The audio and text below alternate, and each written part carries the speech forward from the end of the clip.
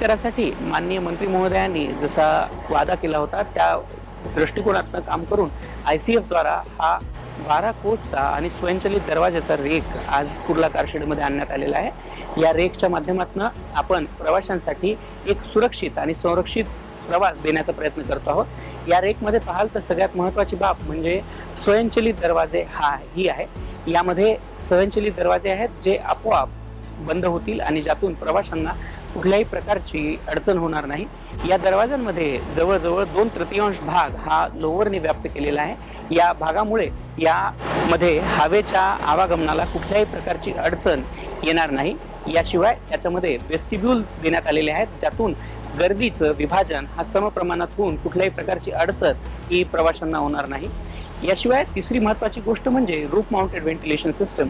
याच्यामध्ये roof mounted ventilation system देण्यात आलेली आहे। या रूफ माउंटेड व्हेंटिलेशन सिस्टमच्या माध्यमातून प्रति तास 10,000 क्युबिक मीटर इतकी हवा ही कोचमध्ये दिल्या जाऊ शकते, ज्याच्यातनं आपण कोचच्या मध्ये ऑक्सिजनचं जे प्रमाण आहे ते योग्य ते ठेवण्याचा प्रयत्न करतो आहोत आणि प्रवाशांना कुठल्याही प्रकारची अडचण होणार नाही असा आपण प्रयत्न करतो आहोत। याशिवाय याच्यामध्ये आपण प्रवाशांच्या सोयीसाठी पूर्वीच्या कोचमध्ये जी अलार्म चेन होती ती रिप्लेस करून त्याच्या जागी अलार्म बटन दिलेलं आहे, ज्याच्यामुळं प्रवाशांकडून चुकीनं अलार्म चेन पुलिंगच्या ज्या काही घटना होत्या त्याच्यावरती देखील आळा बसणार आहे।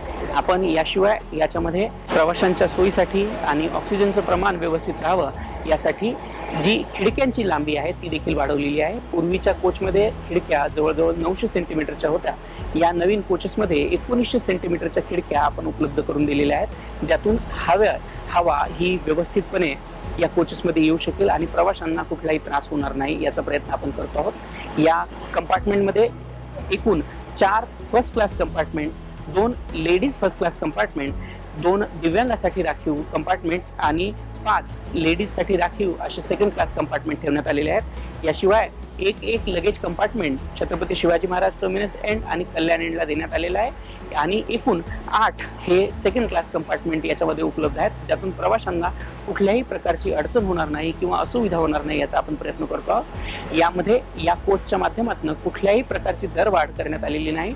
नॉर्मल प्रवास करणाऱ्या प्रवाशांसाठी ही ट्रेन उपलब्ध केली जाणार आहे।